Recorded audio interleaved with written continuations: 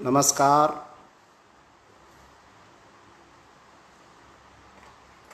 स्वदेशी जागरण मंच के पूर्वी उत्तर प्रदेश के कार्यकर्ता बंधुओं एवं बहनों, आज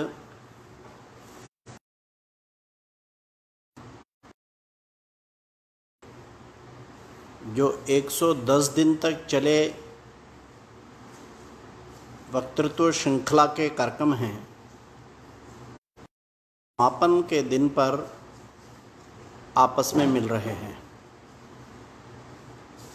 सर्वप्रथम मैं स्वदेशी जागरण मंच की विशेषकर पूर्वी उत्तर प्रदेश की टीम को, जिन्होंने इतनी लंबी श्रृंखला का आयोजन किया, उन सबको बहुत बहुत साधुवाद, बहुत बहुत धन्यवाद देता हूँ कि उन्होंने स्वदेशी के समसामयिक विषय संभव उन सब विषयों पर यह बहुत अच्छी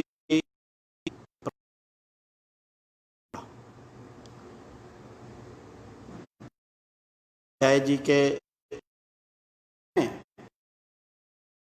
बाकी की टीम ने, चाहे सर्वेश पांडे हों या बाकी,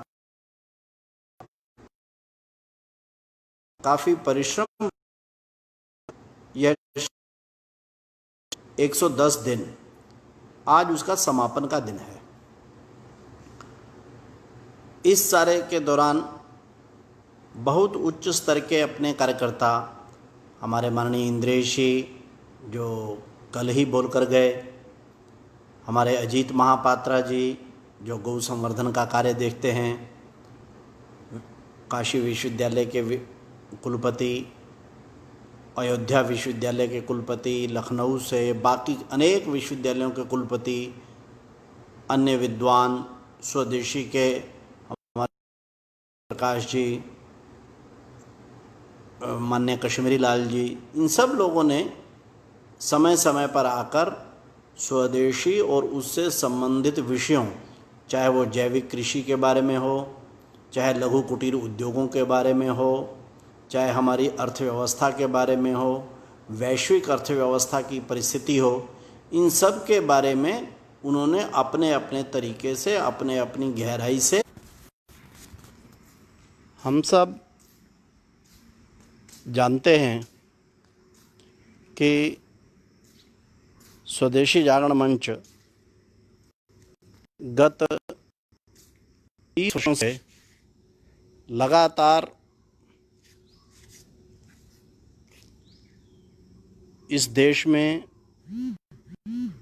अर्थव्यवस्था इस देश के अनुरूप हो, भारत की अर्थव्यवस्था, भारत का रोजगार यह मजबूत बने, इसके लिए लगातार पिछले 29 वर्षों से प्रयत्न कर रहा है। राष्ट्र ऋषि दत्तोपंत ठेंगड़ी, जिन्होंने इस स्वदेशी जागरण मंच की स्थापना की, उस महापुरुष का यह जन्म शताब्दी वर्ष भी है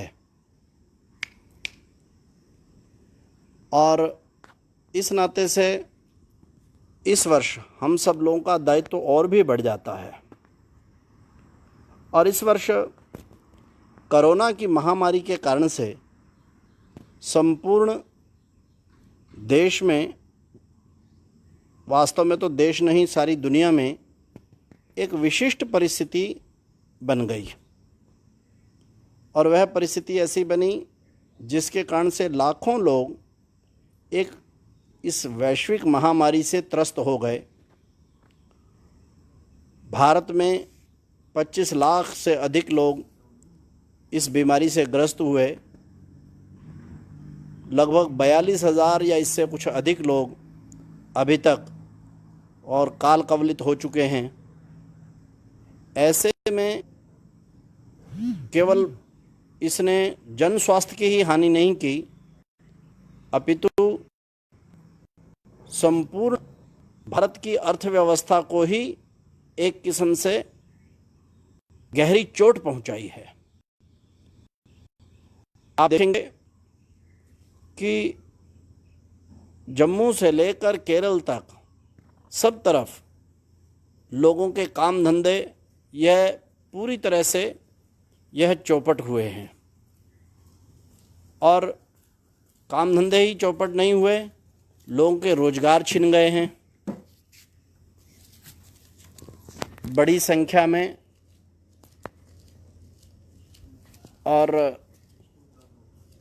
रोजगार की छिनने के कारण से सामान्य छोटा कोई रेहड़ी वाला, ऑटो वाला, टैक्सी वाला, उससे लेकर जो अच्छे उद्योगपति हैं उन तक की भी कमर इसके कारण से हिल गई है।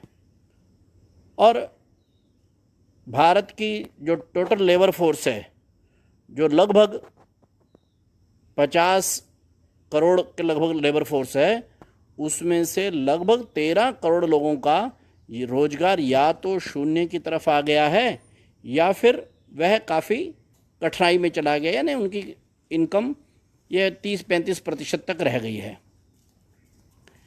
ऐसे में क्या करना?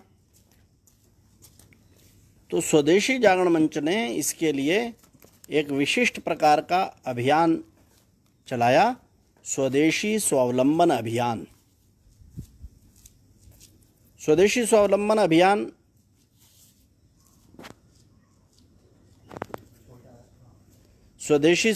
अभियान यह संपूर्ण देश को हम अपने आधार पर खड़ा कर सकते हैं क्या?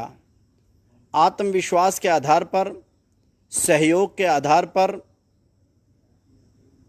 अर्थव्यवस्था के स्वदेशी प्रकार, स्थानीय प्रकार के आधार पर कर सकते हैं क्या? ऐसा एक संपूर्ण देश में विचार बना। राष्ट्रीय स्वयंसेवक संघ के सरसंघचालक माननीय डॉक्टर मोहन जी भागवत ने इस दृष्टि से और अपना मंतव्य 26 अप्रैल को नागपुर से अपने संबोधन में रखा और उन्होंने अर्थव्यवस्था को भारतीय दृष्टिकोण से, स्वदेशी दृष्टिकोण से चलाने का एक विशेष प्रकार का आह्वान किया।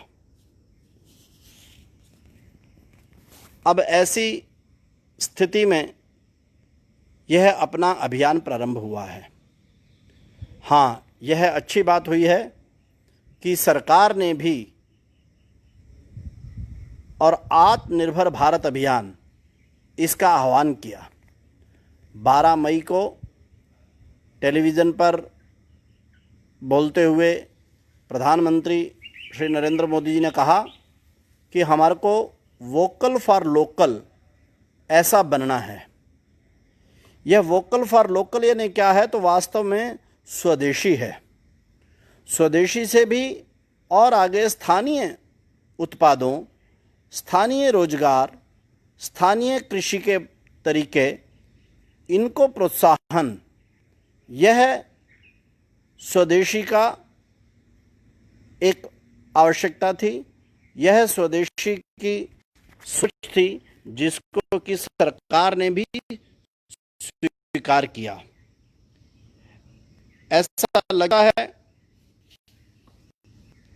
कि समाज ने भी अब इसको स्वीकार कर लिया है।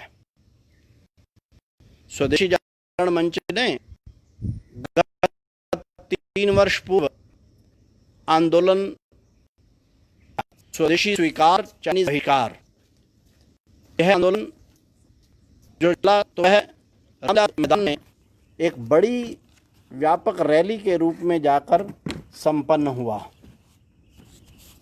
उस रैली में 1 लाख से अधिक लोगों ने सहभागिता की और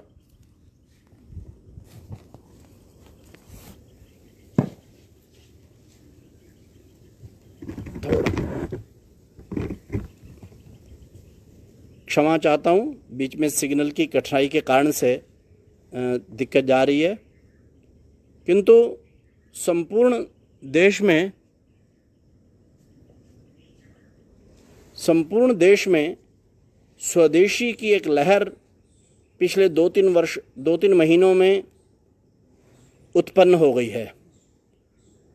हम सब लोग जो बात 28-30 वर्षों से कह रहे थे, वह बात आज समाज में, सरकार में स्वीकार होती दिख रही है। समाज में भी एक भाव उठा है।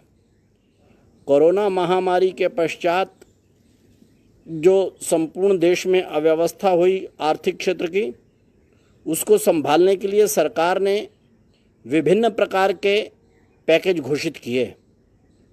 किंतु बड़ी बात होती है कि जब तक समाज अपने पैरों पर नहीं खड़ा होता है, तब तक किसी भी देश का रोजगार, किसी भी देश की अर्थव्यवस्था ये इतने बड़े प्रमाण पर खड़ी नहीं हो सकती। स्वदेशी जागरण मंच जो कह रहा है वो कोई नई बात नहीं कह रहा है। स्वदेशी जागरण मंच पिछले 100-150 वर्षों से हमारे महापुरुष जिन्होंने स्वतंत्रता की लड़ाई लड़ी, उस स्वतंत्रता की लड़ाई का भी पूर्व स्वदेशी आंदोलन से ही शुरुआत हुआ था। 1905 से 1916-11 तक चले 6 वर्ष बंगभंग आंदोलन से लेकर गांधी जी के आंदोलन और उसके पश्चात तक एक लगातार स्वदेशी का आंदोलन चला, जिसने आगे चलकर स्वतंत्रता आंदोलन का रूप ले लिया। स्वतंत्रता के पश्चात कोई स्वदेशी की बात करने वाला नहीं था। तब राष्ट्रीय स्वयंसेवक संघ के द्वितीय सरसंघचालक परम पूजनीय गुरुजी, उनका स्पष्ट मत था कि इस देश की अर्थव्यवस्था को स्वदेशी के आधार पर चलने पर ही यह ठीक से सबको रोजगार दे पाएगी और हम भारत को फिर से एक व्यापक और बड़ी अर्थव्यवस्था की तरफ ले जाने में सफल होंगे। यद्यपि उस समय पर कांग्रेस का शासन था, वामपंथी विचारधारा का प्रभाव था, संपूर्ण देश में नहीं तो संपूर्ण दुनिया में आर्थिक दृष्टिकोण में केवल वामपंथी दृष्टिकोण ही सफल है, ऐसा एक जनमान्यता थी। रूस 1917 की बोल्शेविक क्रांति के पश्चात यह सारी दुनिया में अर्थव्यवस्था का एक मॉडल बनकर उभरा था। इसलिए भारत में भी जवाहरलाल नेहरू जी ने अर्थव्यवस्था के भारतीय मॉडल को ना अपनाते हुए बल्कि वामपंथी मॉडल को अपनाया, जिसके कारण से बड़ी बड़ी योजनाएं, पंचवर्षीय योजनाएं, बड़े बांध, सेंट्रलाइजेशन, जिसको सामान्य भाषा में कोटा परमिट राज कहते हैं, वह आया। किंतु बाद में पंडित दीनदयाल उपाध्याय और दत्तोपंत ठेंगड़ी जी ने उस आर्थिक मॉडल को स्वीकार्यता ना देते हुए यह उद्घोष दिया कि भारत की अर्थव्यवस्था को यदि ठीक दिशा देनी है तो उसके 2 ही उपाय हैं, और वह 2 उपाय हैं, एक स्वदेशी और दूसरा विकेंद्रीकरण। स्वदेशी और विकेंद्रीकरण, ये जब दीनदयाल जी ने उद्घोष दिया तो सबने कहा कि अरे इन लोगों को अर्थव्यवस्था के बारे में पता नहीं है, ये देश को बैलगाड़ी के युग में ले जाना चाहते हैं, ये देश की अर्थव्यवस्था को बल्कि खराब करना चाहते हैं, ये जो वैश्विक इस समय पर प्रगति चल रही है उसके साथ तालमेल बिठा के चलने को तैयार नहीं हैं। किंतु पिछले 25-30 वर्षों में सारी दुनिया ने देखा कि 1990 आते आते तक भारत में नहीं दुनिया में वैश्विक मॉडल, वामपंथी मॉडल, ये धराशाही हुआ। जो उसकी जन्मभूमि थी रूस, उस रूस में भी वामपंथी विचारधारा की अर्थव्यवस्था का मॉडल यह फेल हुआ। रशिया टूट गया, और वही नहीं टूटा, 14 देश जहां पर वामपंथी अर्थव्यवस्था थी वह विनष्ट हुई। 1991 में भारत में भी ऐसी स्थिति हो गई कि भारत में भी जो बैलेंस ऑफ पेमेंट था वो इतना बिगड़ गया कि चंद्रशेखर भारत के प्रधानमंत्री थे। उस समय पर अर्थव्यवस्था को निकालने के लिए भारत को अपना 66 टन सोना ये बैंक ऑफ इंग्लैंड और स्विस बैंक के माध्यम से गिरवी रखना पड़ा, हमारे को कुछ डॉलर मिले और तब जाकर हमारी अर्थव्यवस्था कहीं चल पाई।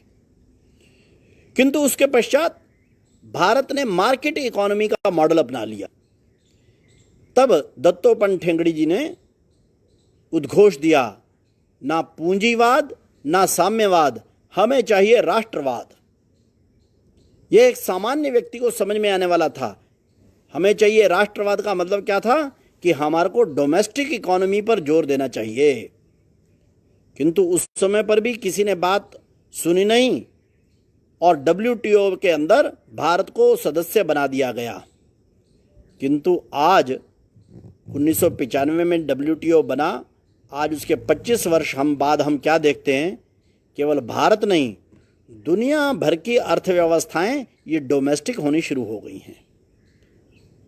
और कोरोना के पश्चात तो अमेरिका से लेकर ऑस्ट्रेलिया तक, जापान से लेकर चिली तक संपूर्ण दुनिया की अर्थव्यवस्थाएं यह आंतरिक होने यानी स्वदेशी की राह पर जा रही हैं। और सारी दुनिया जिस देश को देख रही थी यानी भारत को, भारत ने गत 12 मई को प्रधानमंत्री के मुख से ये कहलवा लिया कि हर को वोकल फॉर लोकल होना होगा, हमारे को आत्मनिर्भर बनना होगा। 138 करोड़ का हमारा देश जो स्वयं एक बड़ी मार्केट है, हमारे को उसके अनुसार, उसकी प्रतिभा के अनुसार दुनिया की सबसे बढ़िया युवा शक्ति यह हमारे पास है। दुनिया में क्या क्या हम लोगों ने नहीं दिया है। पुराने समय में शून्य से लेकर वर्तमान के क्या नाम है IT की हम दुनिया की राजधानी बने हुए हैं। हम दुनिया की अर्थव्यवस्था में बड़ा योगदान कर सकते हैं, लेकिन उसके लिए हमारे को पहले अपने देश की अर्थव्यवस्था, अपने देश का रोजगार यह खड़ा करना होगा। और उसके लिए हमारे को विभिन्न प्रकार के अपने स्वदेशी के आयामों को संपूर्ण करना होगा। अर्थव्यवस्था के 3 बड़े क्षेत्र रहते हैं, एग्रीकल्चर, मैन्युफैक्चरिंग और सर्विस सेक्टर। एग्रीकल्चर का जब हम ध्यान में करेंगे तो दुनिया में सबसे अधिक कृषि योग्य भूमि 15.9 करोड़ हेक्टेयर जमीन जो है ये भारत के पास है। भारत कृषि में इतना अच्छे ढंग से और पैदा कर रहा है कि इस समय पर 70,000 करोड़ का हमारा केवल कृषि उत्पादों का चावल, 42,000 करोड़ का तो लगभग चावल जाता है, 22-23 हज़ार करोड़ का गेहूं हम दुनिया को भेजते हैं। सारी दुनिया को हम ठीक से खिला सकें और उत्तम खिला सकें, ऐसा हमारे पास कृषि का क्षेत्र है। आप लोगों को यहाँ ये भी बता दूं, अभी जब कोरोना के कारण से संपूर्ण भारत की फैक्ट्रियां बंद हो गई, संपूर्ण भारत की दुकानें बंद हो गई, ट्रेड बंद हो गया, सर्विसेज बंद हो गया, तब भारत का कौन सा क्षेत्र ऐसा था जिसने फिर भी भारत को कुछ ना कुछ मात्रा में बचाए रखा? तो वह था कृषि क्षेत्र। हमारी इस बार की फसल बम्पर आई। हमारी 50% से अधिक आबादी वैसे भी कृषि के ऊपर निर्भर है, इसलिए 50% से अधिक आबादी यह कृषि क्षेत्र में, जहां पर इतना नुकसान नहीं हुआ, उसके ऊपर अवलंबित होने के कारण से भारत दुनिया के बाकी देशों की तरह से नेगेटिव ग्रोथ में नहीं गया। लेकिन हमारे को 70-80 के दशक में आवश्यक रही होगी, नहीं रही होगी, जैसे भी रही होगी, लेकिन उस समय पर जो अपनी कृषि थी, इसमें यूरिया और इसके इत्यादि का शुरुआत जो हुई, आज उसकी उपयोगिता नहीं है, आज उसकी आवश्यकता नहीं है। हमारे को जैविक कृषि पर आना चाहिए, हमारे को प्राकृतिक कृषि पर आना चाहिए, हमारे को गौ आधारित कृषि पर आना चाहिए। GM फसलों की इस देश को कोई ज़रूरत नहीं है। हम नॉन GMO यानी प्राकृतिक कृषि वाला देश, यह दुनिया भर को अच्छा गेहूं, अच्छा चावल, अच्छी दालें, अच्छा बाकी कृषि उत्पाद, यह जो उनके स्वास्थ्य के लिए भी अच्छा है, जो उनके बाकी अर्थव्यवस्था के लिए भी अच्छा है, ऐसा भारत में कर सकते हैं। और केवल कृषि के उत्पाद ही नहीं, उन कृषि में हम लोग वैल्यू एडिशन करते हुए अपनी अर्थव्यवस्था और अपने ग्रामीण क्षेत्र की आय बढ़ाने का बहुत बड़ा प्रयत्न कर सकते हैं। सरकार ने भी 20,000 करोड़ का इस वर्ष फूड प्रोसेसिंग के लिए और बजट प्रावधान किया है। एफपीओ की कॉन्सेप्ट दी है, फार्मर प्रोड्यूसर्स ऑर्गेनाइजेशंस, उसका कॉन्सेप्ट दिया है। हम मिलकर एक बड़ी अर्थव्यवस्था कृषि क्षेत्र के माध्यम से ही और निश्चित रूप से विकसित कर सकते हैं। ये है भारत के स्वदेशी पथ पर बढ़ने का मार्ग। लेकिन दूसरी बात भी सच है कि जब तक मैन्युफैक्चरिंग में भारत आगे नहीं बढ़ेगा तब तक केवल कृषि से बात नहीं बनती है। हमेशा से दुनिया में एक धारणा रही है कि भारत कृषि प्रधान देश था। नहीं, वास्तव में भारत ग्रामीण क्षेत्र में कृषि आधारित उद्योग वैसा देश था। हम लोग ग्रामीण क्षेत्र में हमारी मैन्युफैक्चरिंग ये बड़ी मात्रा में होती है, डिसेंट्रलाइज बड़ी मात्रा में होती थी। वैसी एक अर्थव्यवस्था का एक मॉडल इस समय पर भारत की आवश्यकता है और स्वदेशी चाहिए। इसलिए इस समय पर देश में भी प्रयत्न हो रहा है और दुनिया में तो हो ही रहा है। आप देखेंगे चीन से भारत को जो आयात थे वे लगातार पिछले 10-12 सालों से बढ़ते आ रहे थे और वे आयात ऐसे बढ़ते आ रहे थे जिसके कारण से संपूर्ण भारत में और ऐसी स्थिति बनी हुई थी, संपूर्ण भारत में हम चीन से बने बनाए माल को उपभोग कर रहे थे और उसके कारण से हमारी मैन्युफैक्चरिंग लगातार डाउन जा रही थी। एक के बाद एक हमारे इंडस्ट्री क्लस्टर ये बंद हो रहे थे। क्यों? भारत को आदत पड़ गई सस्ते उत्पादों का उपभोग करने की।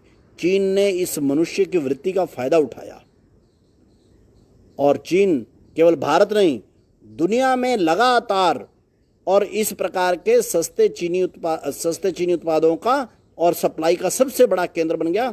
दुनिया भर का 26% मैन्युफैक्चरिंग एक समय पर चीन में होने लग गया और भारत में उसका व्यापार, भारत का निर्यात और आयात मिलाकर 2-3 वर्ष पूर्व तो 95 अरब बिलियन डॉलर तक पहुंच गया और उसमें से भी हमारा तो चीन को जाता रहा केवल अधिक से अधिक 15 या 16 बिलियन डॉलर का, चीन का आता रहा 75 बिलियन डॉलर का।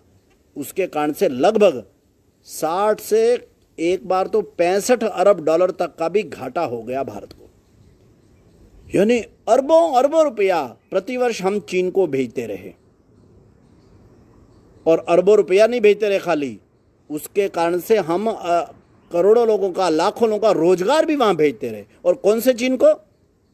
जो चीन पाकिस्तान को लगातार समर्थन करता है और हम देख रहे हैं पिछले 3 महीने से तो प्रत्यक्ष वही चीन लद्दाख की गलवान घाटी में न केवल हमारे 20 जवानों को शहीद करता है बल्कि हमारी भूमि पर भी अतिक्रमण करने का लगातार प्रयास कर रहा है। इसको देखते हुए 2017 में राष्ट्रीय स्वदेशी सुरक्षा अभियान स्वदेशी जागरण मंच ने शुरू किया। उसके विभिन्न प्रकार के कार्यक्रम लिए गए। वर्ष भर का वह अभियान आंदोलन चला और वर्ष भर में अभियान आंदोलन नहीं चला तो 2017 की रामलीला मैदान के अंदर हम लोगों ने एक विशाल रैली की। 1 लाख से अधिक लोग उसमें जुटे, सारी देश की जनता जागी और आज हम देखते हैं उसका परिणाम है समाज ने ही नहीं सरकार ने भी स्वीकार कर लिया है और इसलिए एक के बाद एक चाइना के सामान के ऊपर लगातार प्रतिबंध लगाए जा रहे हैं। कहीं ड्यूटी बढ़ाई जा रही है। आईपीएल में वीवो ने अपना अगर 400 करोड़ का एडवर्टाइजमेंट रखा तो भी उसको बाहर कर दिया गया। आज रेलवे के अंदर जो कंस्ट्रक्शन कंपनी चाइना से आई थी, चाहे सस्ते में थी, उसको बाहर कर दिया गया है। टेलीविज़न के ऊपर जो चीन से सस्ते टेलीविज़न आते थे उनके ऊपर ड्यूटी बढ़ा दी गई है और उसका परिणाम भी आने लग गया है। बल्कि 1-1.5 वर्ष से ही पानीपत के अंदर जहां टेक्सटाइल इंडस्ट्री पूरी तरह से एक बार तबाह हो गई थी, वहां पर चाइनीज़ माल आने के कारण से लगभग पानीपत की हैंडलूम इंडस्ट्री, मिंक कंबल वहां का, 3D की चादर वहां की, एयू की दरी वहां की, ये सारी की सारी और बंद हो गए थे और पानीपत मैन्युफैक्चरिंग के बजाय ट्रेडिंग हब बन गया था। चीन का माल लाना, यहाँ से आगे सप्लाई कर देना। किंतु हम देखते हैं पानीपत के उद्यमियों ने स्वदेशी अपनाया, संपूर्ण देश के लोगों ने स्वदेशी की डिमांड की, चाइना का बहिष्कार किया।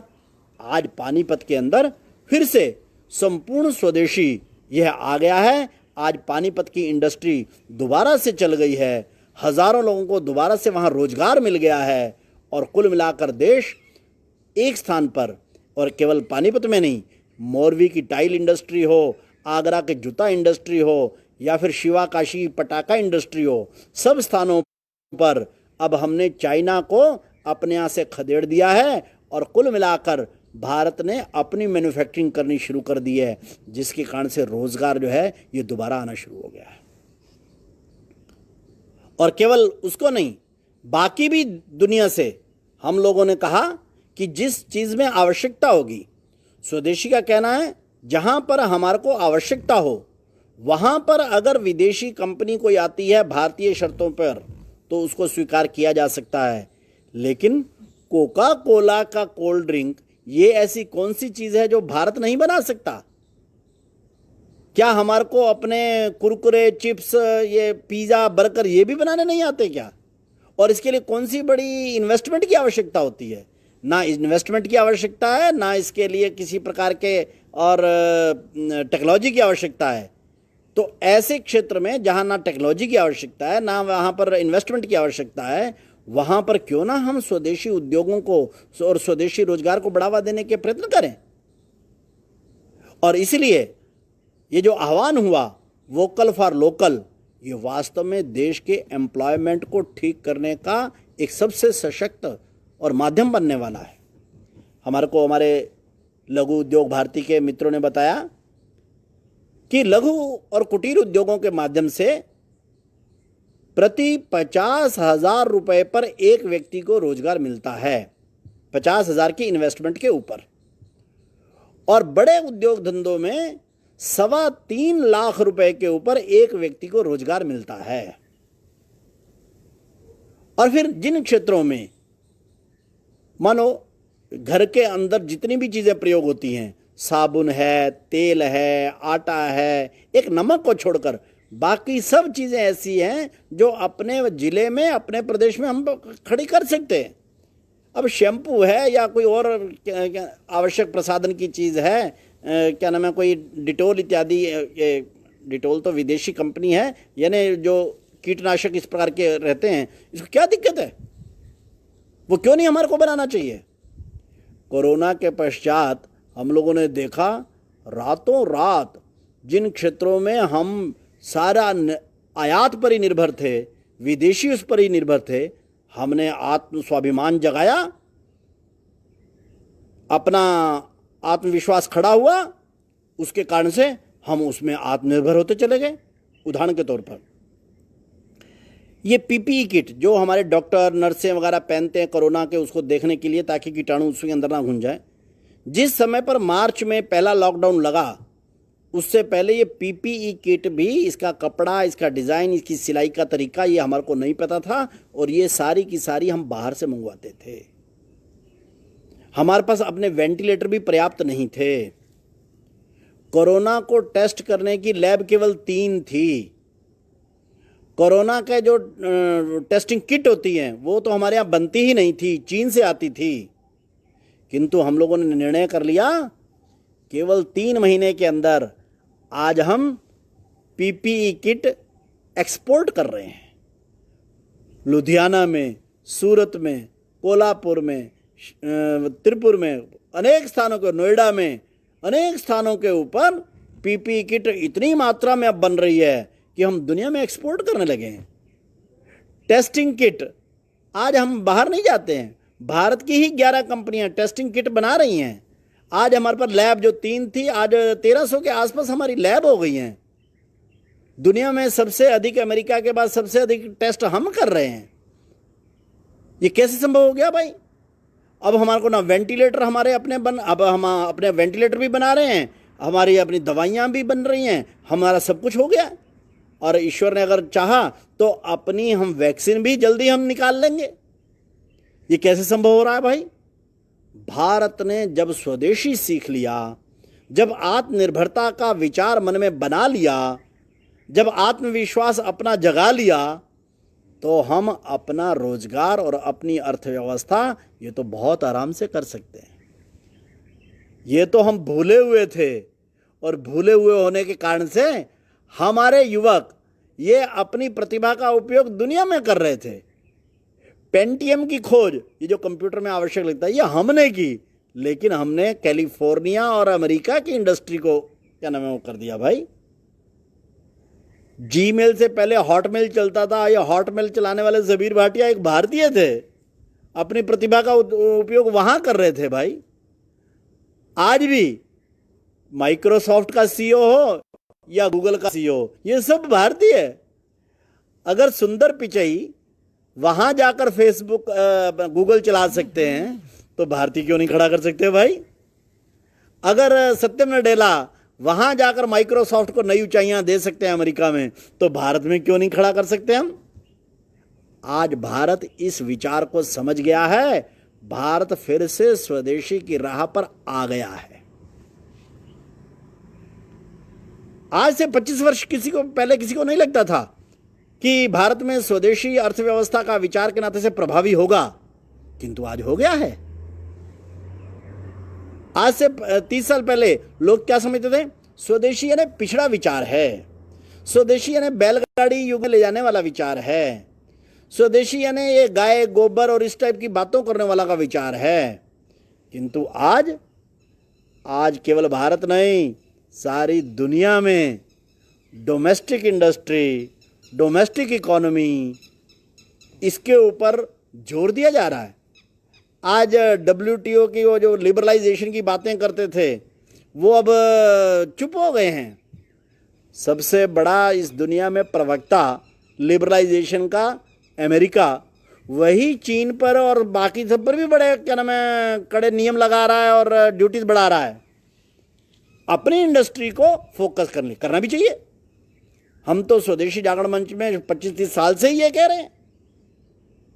हाँ, हमारे को विश्व व्यापार से, विदेशी कंपनी से कोई घृणा नहीं है। कोई एकदम हम सारी दुनिया की अर्थव्यवस्था से कट जाएंगे, बिल्कुल नहीं। हम व्यापार में नहीं करना, ना, बिल्कुल नहीं। हमारे यहां सामान्य भाषा में कहा, इच्छा से देसी, जरूरत से स्वदेशी, मजबूरी में विदेशी। इच्छा से देसी का मतलब अपने जिले में बना हुआ, अपने इलाके में बना हुआ, सबसे अच्छा तो वही है देसी। जरूरत से स्वदेशी, जरूरत से स्वदेशी यानी क्या है? तो भाई कार जो है ये तो अपने ज़िले में नहीं बनती है, कार तो हर ज़िले की फैक्ट्री नहीं बन सकती है। मोटरसाइकिल ये तो हर ज़िले में नहीं होगी, तो दूसरी स्टेट में हो सकती है, अपने ही स्टेट के दूसरे ज़िलों में हो सकती है। उसको कहते हैं स्वदेशी, यानी अपने देश का है लेकिन किसी दूसरे प्रांत में या दूसरे ज़िलों में है। रोजमर्रा की चीज़ों में देसी, आवश्यकता अनुसार स्वदेशी और मजबूरी में विदेशी। मानो अभी राफेल विमान हमारे को तुरंत चाहिए थे। चीन से हमारा को कभी भी युद्ध का संकट हो सकता है। पाकिस्तान तो हमेशा का सिरदर्द है ही। उन लोगों को जरा मुकाबला करने के लिए राफेल विमान चाहिए था, और राफेल विमान की टेक्नोलॉजी इस समय पर तो हमारे पास नहीं है। इसलिए हम मजबूरी में दुनिया से, फ्रांस से, जिससे भी लेंगे। और वैसे भी मान लो आज से 22-23 साल पहले दिल्ली के अंदर मेट्रो लाने का विषय था। अब मेट्रो की टेक्नोलॉजी उस समय हमारे पास नहीं थी। जापान की कंपनी जिसके पास ये टेक्नोलॉजी थी, उससे हमने बातचीत की। इधर DMRC बनाया, Delhi metro railway corporation, Japan की कंपनी और DMRC में और समझौता हुआ, और कुल मिलाकर दिल्ली के अंदर मेट्रो आई, जो एक सफल प्रयोग हुआ। हमने कहा इस प्रकार का अगर कोई आवश्यकता पड़ी तो हम विदेशी कंपनी से समझौता करने को तैयार हैं। किंतु मैं दोहरा रहा हूं कि कोका कोला जैसे कोल्ड ड्रिंक बनाने में, यानी सामान्य कोल्ड ड्रिंक बनाने में, ऐसी कौन सी टेक्नोलॉजी और कौन सी ऐसी इन्वेस्टमेंट है जो हमारे पास नहीं है? उसमें क्या ज़रूरत है भाई? हमारे एक बहुत वरिष्ठ नेता हुए, वो कहा करते थे आलू chips no, computer chips yes. ये है स्वदेशी। कंप्यूटर चिप्स अगर आप हमारे को देना चाहते हैं और हमारे पास नहीं है तो हम कहेंगे अच्छा कोई बात नहीं भाई, लेकिन आलू चिप्स इसके क्या करना है हम लोगों को। इस नाते से स्वदेशी जागरण मंच ने जो अपना मत दिया, आज संपूर्ण भारत में वह स्वीकार हो गया है। आज संपूर्ण देश में आत्मनिर्भर होना यह एक गर्व का विषय बन गया है। हर एक प्रदेश में, हर एक जिलों में इसकी आवाज उठी है और स्वदेशी जागरण मंच ने इसके लिए स्वदेशी स्वावलंबन अभियान का और आह्वान किया है। दुनिया में भी अर्थव्यवस्थाएं ये ऐसी ही खड़ी हुई हैं, आत्मविश्वास के आधार के ऊपर, आत्माभिमान के ऊपर आधार के ऊपर। हम कर सकते हैं, हमारे युवा शक्ति में प्रतिभा है, हम अपना रिसर्च एंड डेवलपमेंट कर सकते हैं, हम अपने योग्य क्वालिटी के उत्पाद बना सकते हैं। यह आत्मविश्वास, यह आत्म स्वाभिमान, यह अपने राष्ट्र को खड़ा करने का भाव, इसके कारण से दुनिया में अनेक राष्ट्र उठे हैं। मैं आपको बताऊं, द्वितीय विश्व युद्ध जो 1939 से 1945 तक चला, इस द्वितीय विश्व युद्ध के अंतिम दिनों में जापान के ऊपर अमेरिका ने और एटॉमिक बम गिरा दिए, जिसके कारण से जापान इसको समर्पण करना पड़ गया। जापान उद्ध्वस्त हो गया, लाखों लोग वहां मारे गए, इंडस्ट्री तबाह हो गई, देश को उस विश्व युद्ध में हार के समर्पण करना पड़ गया। यह 1945 की बात है। आज आप देखेंगे वो जापान, हम 1947 में आजाद हुए, जापान 1945 में बर्बाद हुआ, लेकिन आज जापान की क्या स्थिति है? वो अमेरिका और चीन के बाद $5.2 ट्रिलियन की इकोनॉमी के साथ दुनिया की तीसरी बड़ी इकोनॉमी है। उसको चारों तरफ से समुद्र वगैरह, हमारे जैसी उनको प्राकृतिक संपदा उनके पास नहीं है, भूकंप वहां आते रहते हैं, लेकिन आज वो ना केवल तीसरी बड़ी अर्थव्यवस्था है, हमारे को तो $1 के मुकाबले में 75 रुपए देने पड़ते हैं आजकल। किंतु जापान की करेंसी जिसका नाम येन है, वो येन डॉलर को और यूरोप के यूरो को और चीन की करेंसी को ये लगातार चुनौती देता है, लगभग बराबर पर जाता है, बल्कि कई बार ऊपर जाता है। कैसे खड़ा हो गया जापान? और केवल जापान ही खड़ा हुआ ऐसा नहीं, 70 के दशक में अमेरिका ने वियतनाम पर चढ़ाई कर दी। वियतनाम आसियान देश है, आसियान यानी सिंगापुर, मलेशिया, ये जो इधर के देश हैं 10 देश हैं, इन देश को आसियान देश बोलते हैं। उसका एक देश है वियतनाम। आबादी 10 करोड़ भी नहीं है, 9.5 करोड़ के आसपास होगी। 10 वर्ष तक अमेरिका की सेनाएं ये लगातार हमले करती रही, वहां पर रही वियतनाम में 10 साल। उसके कारण से अमेरिका के अपने ही 56,000 सैनिक मारे गए। अमेरिका के 56,000 मारे गए तो वियतनाम के तो 5 लाख के आसपास मारे गए। इतना उद्ध्वस्त हुआ 70 के दशक में वियतनाम। आज वियतनाम में भारत से ज्यादा इंडस्ट्री जा रही हैं। आप लोगों को बताऊं, भारत में जो मोबाइल और ये ईयर सेट और ये जो ईयरफोन और ये बाकी सब कुछ आ रहे हैं, ये चीन के बाद सबसे अधिक वियतनाम से आ रहे हैं। चीन से जो अमेरिका और यूरोप की कंपनियां दौड़ रही हैं, वो भारत में कम आ रही हैं, वो वियतनाम और यहां ज्यादा जा रही हैं। अब वो करेंगे, आज वियतनाम की प्रति व्यक्ति आय हमारे से अधिक हो गई है। कैसे? वियतनाम ने अपना राष्ट्र भाव जगाया। जो ठेंगड़ी जी ने कहा था हमें चाहिए राष्ट्रवाद, वियतनाम ने उसका आह्वान किया। वहां की युवा शक्ति ने अपने देश को खड़ा करने के लिए उसके लिए काम किया। तो जापान हो, वियतनाम हो या 1948 में उदय हुआ इजराइल हो, इजराइल की आबादी तो 95 लाख है, 1 करोड़ भी नहीं है। दुनिया की चौथी बड़ी शक्ति माना जाता है। क्यों? क्योंकि वियतनाम, इजराइल, जापान, इन्होंने स्वदेशी को, राष्ट्रवाद को अपने देश और समाज को अपने दम पर खड़ा करेंगे, अपनी विचारधारा के दम पर खड़ा करेंगे, अपनी वहाँ की परिस्थिति, अपनी प्रतिभा, इसके ऊपर विश्वास करते हुए इसके आधार पर हम खड़ा करेंगे। ऐसा उन्होंने किया, उसके कारण से ये तीनों देश वियतनाम, जापान और इजराइल खड़े हुए। कोरोना महामारी ने हमारे को भी मौका दिया है।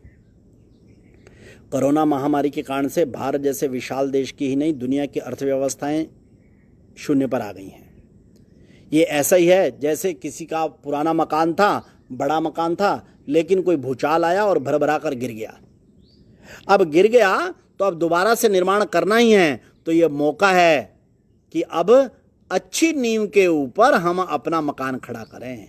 पहले कच्ची नींव पर खड़ा किया था, हल्की नींव पर खड़ा किया था, गहरी नहीं थी, उथली थी, इसलिए जरा से भूकंप वो सहन नहीं कर सकी और वो मकान गिर गया।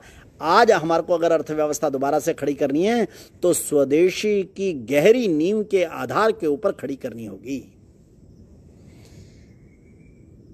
और जब मैं स्वदेशी कहता हूं तो स्वदेशी का अर्थ है का वो विकेंद्रीकरण के बिना ये पूरी नहीं होती।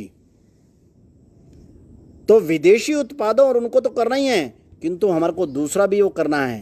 क्या कि हमारे को स्वदेशी नहीं, स्थानीय उत्पादों के ऊपर चलने की प्रक्रिया करना, विकेंद्रीकरण करना। आज मैं दोपहर को राजस्थान के करकम में था। उन्होंने हर एक जिले में जो उत्पाद करने वाले लोग हैं उनकी एक सूचियां बनाई हैं उत्पादकों की, और वे उत्पादक की सूचियां ही वहां पर जाएं।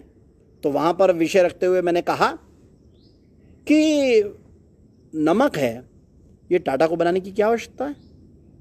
रिलायंस है, रिलायंस मार्ट खोलकर उसको ये दुकानदार करने की क्या आवश्यकता है?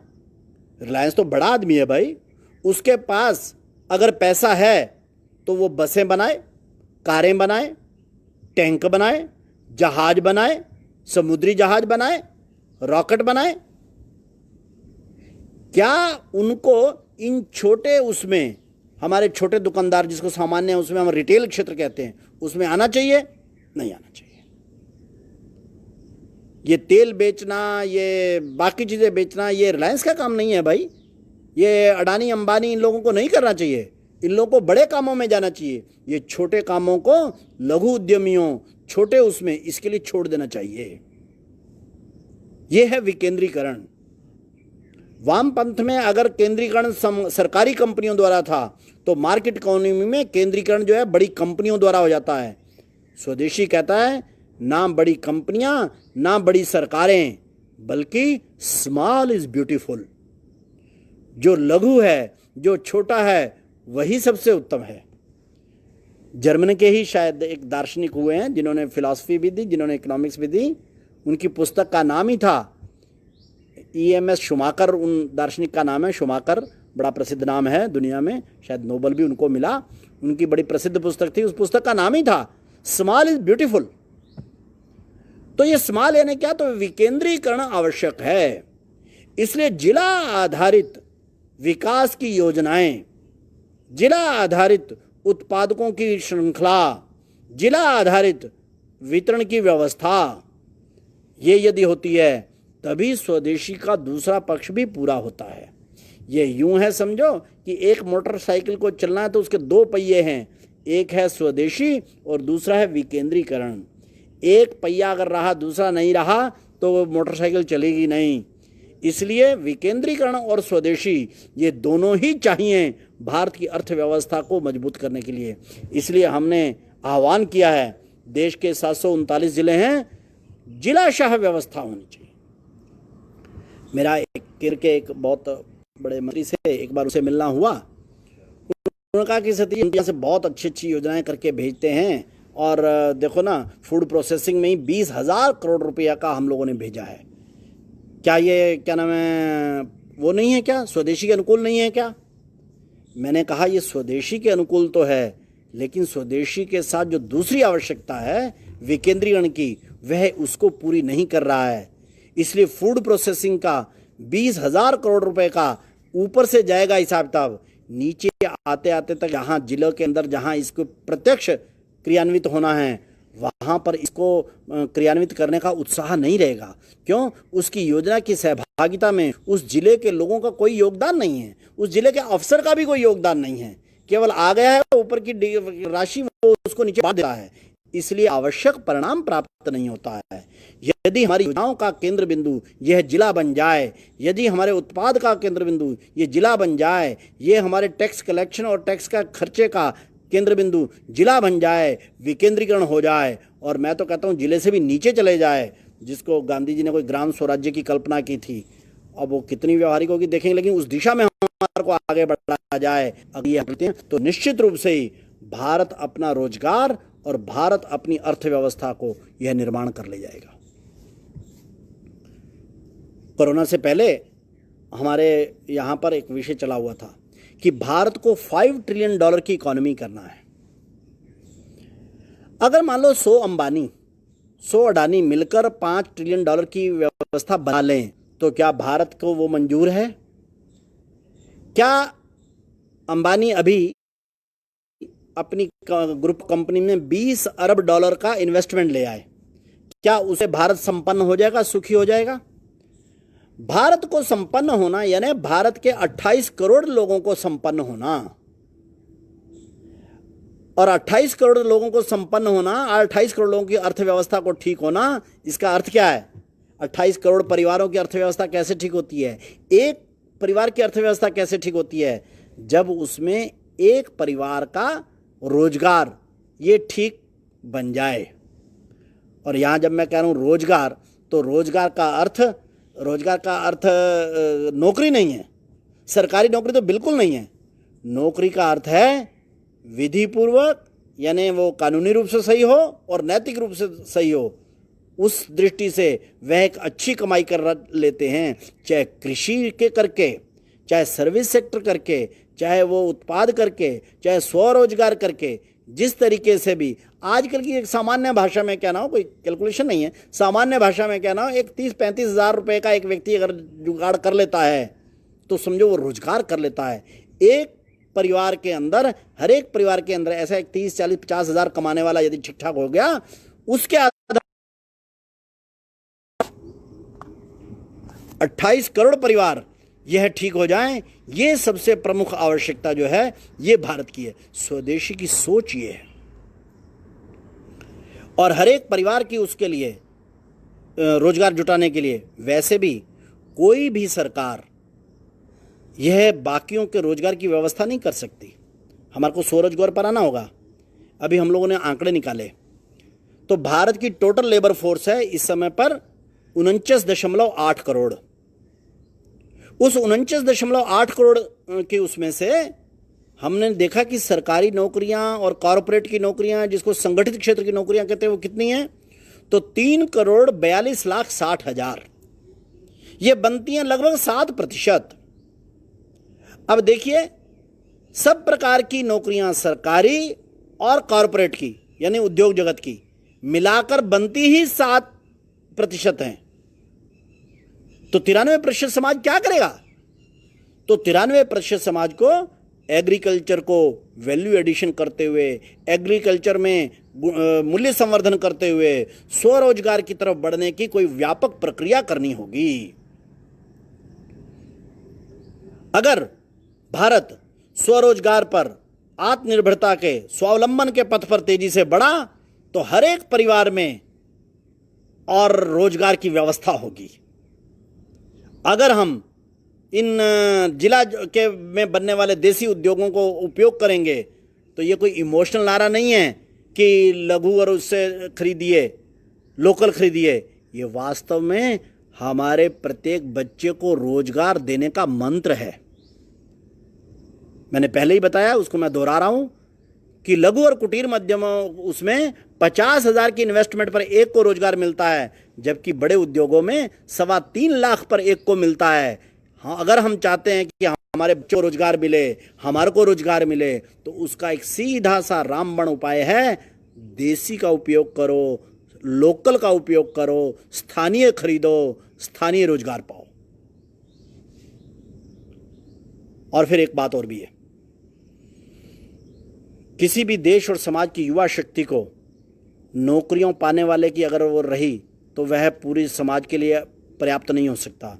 इसलिए don't be job seeker, be job provider, ये केवल नारा नहीं है, ये वास्तव में हर एक युवा का मंत्र बन जाना चाहिए।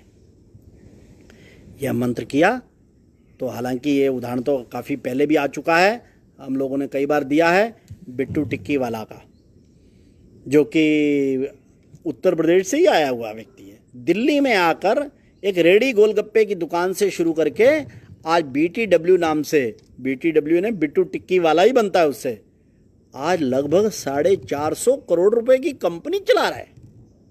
उसमें 2000 लड़के लड़कियों को प्रत्यक्ष रोजगार मिला हुआ है। अयोध्या के पास के ही स्थान का एक रहने वाला वो सतीराम SR यादव हैं। अब वहां से आकर दिल्ली में अगर 2000 लोगों को रोजगार देता है, किस उसके आधार पर, I will be A job provider. और ऐसे एक नहीं, भारत में सैकड़ों इस समय पर जॉब प्रोवाइडर हो गए हैं। मैंने कई जगह पर तृष्णीत अरोड़ा का उदाहरण दिया है। लुधियाना का एक लड़का है तृष्णीत अरोड़ा, छोटी उम्र में ही उसको पढ़ाई तो उसमें उसका कम मन लगता था, बल्कि उसका कंप्यूटर वगैरह में मन लगता था। उसी में उसने निष्णात उसमें तज्ञता हासिल कर ली, धीरे धीरे करके उसका काम चलने लग गया। इसलिए अब तृष्णीत सिक्योरिटी एजेंसी करके उसने मुंबई के अंदर अपना दफ्तर खोला है और उसके पास 2000 लड़के लड़कियां उसके कंपनी में काम करते हैं। 400 करोड़ या इससे ऊपर का उसका वैल्यूएशन हो गया है। कैसे हो गया भाई?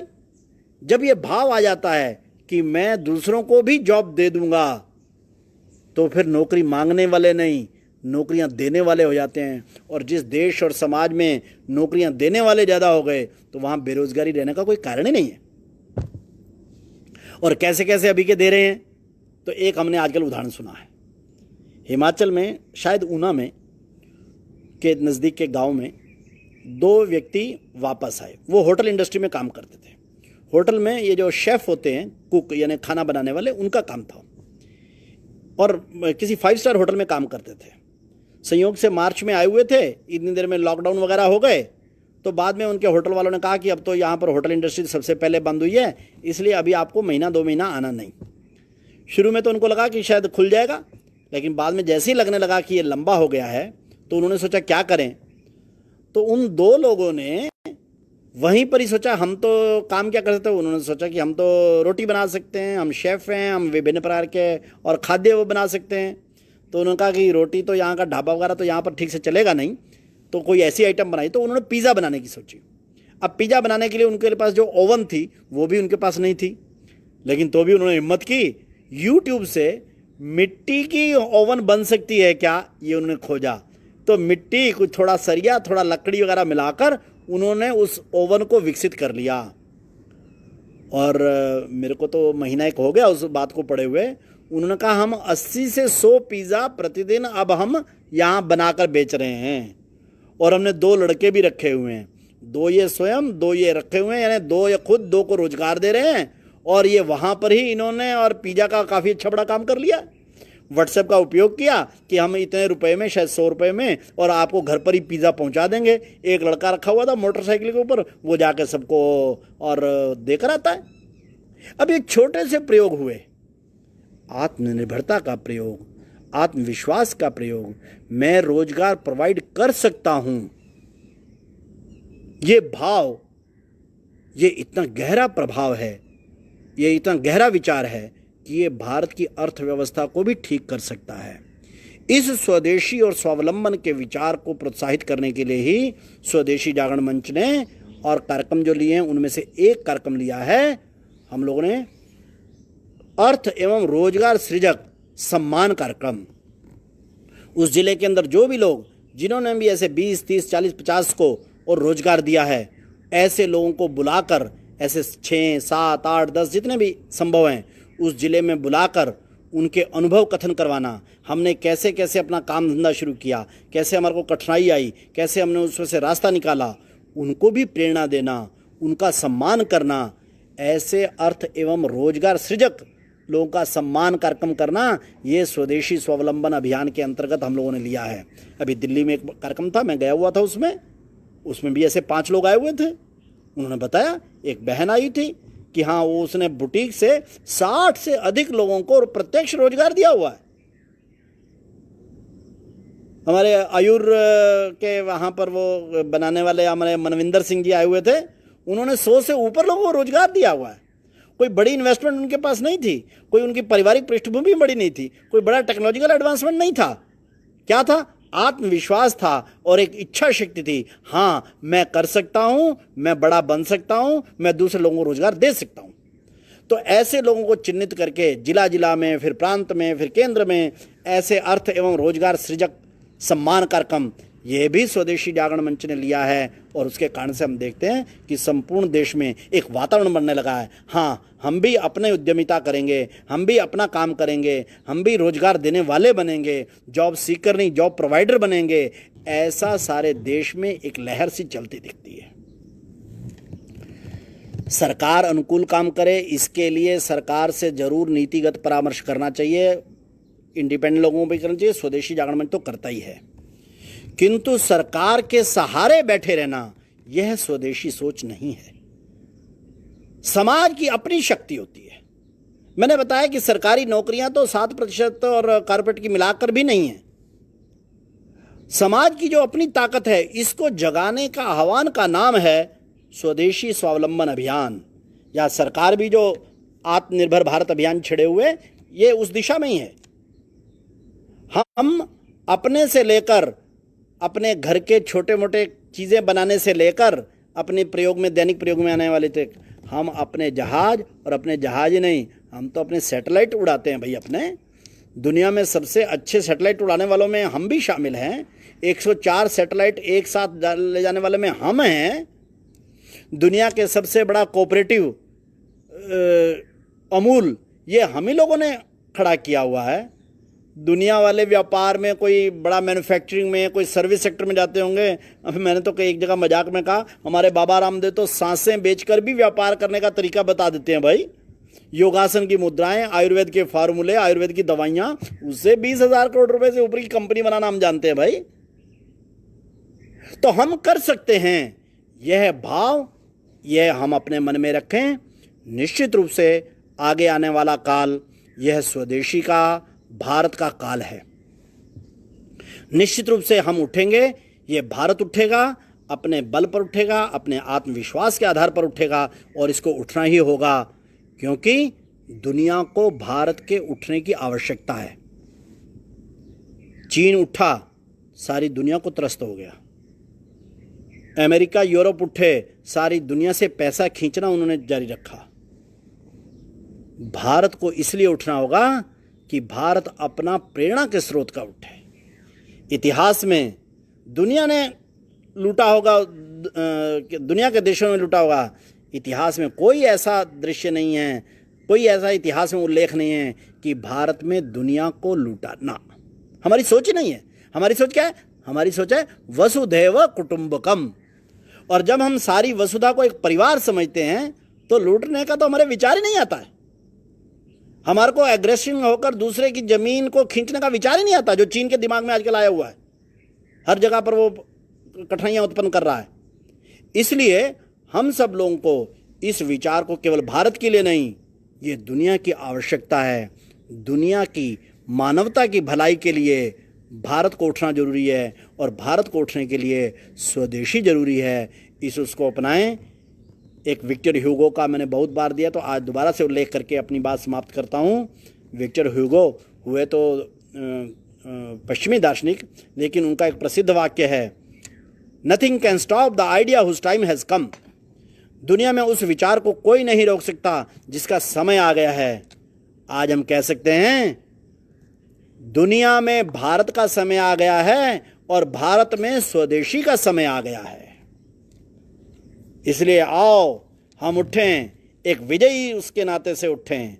आज संपूर्ण भारत ने स्वदेशी को स्वीकार कर लिया है, विकेंद्रीकरण को स्वीकार कर लिया है, लोकल उत्पाद को स्वीकार कर लिया है, आत्मनिर्भरता के मंत्र को स्वीकार कर लिया है। बस अभी सिद्ध हुए मंत्र को क्रियान्वित करने के लिए सब लोगों को अगले 1-1.5 वर्ष लगातार घनघोर परिश्रम करना होगा।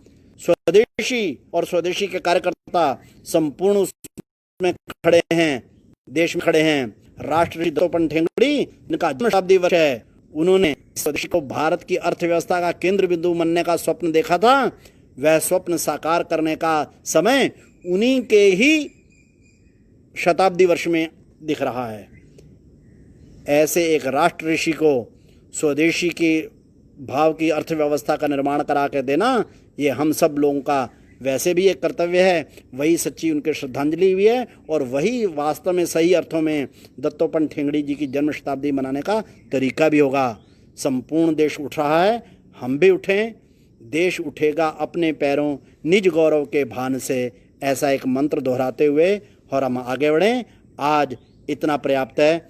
जय स्वदेशी, जय भारत।